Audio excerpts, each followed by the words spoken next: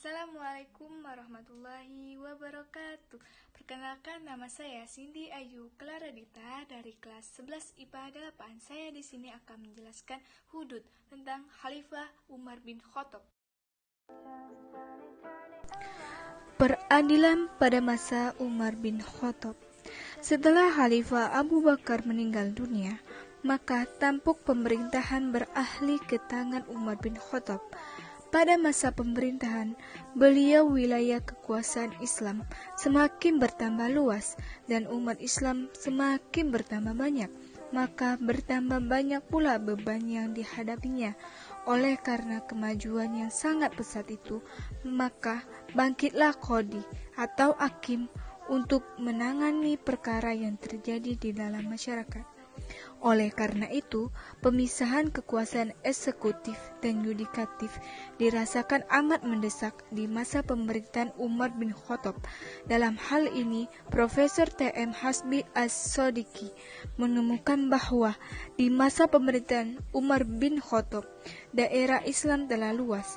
Tugas-tugas yang dihadapi oleh pemerintahan dalam bidang politik, sosial, dan ekonomi telah berbagai corak ragamnya, dan pergaulan orang-orang Arab dengan orang-orang lain pun sudah sangat erat.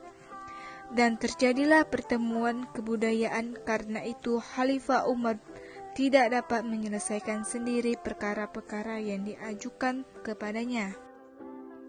Maka Umar mengangkat beberapa orang hakim untuk menyelesaikan perkara, dan mereka pun digelari hakim qadhi.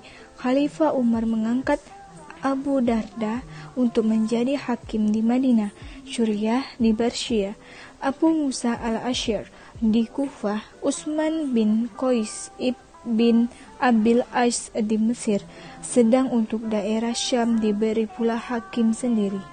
Di masa pemerintahan Umar, urusan peradilan merupakan bagian dari kekuasaan Umar, maka di antara wewenang penguasa adalah menentukan qadhi terhadap sebagai urusan peradilan yang harus ditanganinya, membatasi wewenang tersebut.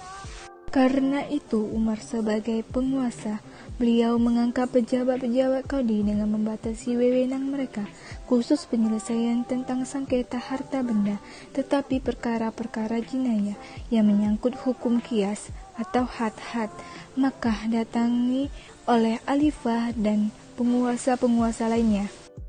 Pada masa ini, pembinaan penyelenggaraan peradilan mendapat perhatian besar. Salah satu bentuk pembinaan tersebut adalah adanya sebuah surat yang membuat beberapa petunjuk Umar kepada salah seorang qadhinya, yaitu Abu Musa al-Asy'ari, dalam menyelenggarakan tugas peradilan.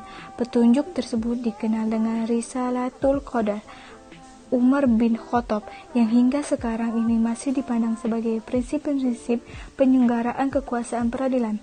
Hal yang menarik dari pembahasan mengenai peradilan pada masa Umar ini adalah masalah Umar bin Khattab dengan ijtihadnya yang telah menjadi sorotan utama dalam hukum Islam.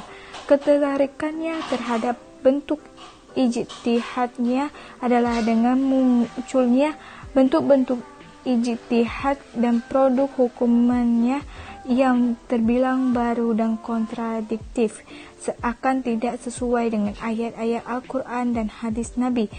Ijtihad Umar bin Khattab dapat dilihat pada beberapa kasus seperti penguguran hukum had. Wassalamualaikum warahmatullahi wabarakatuh.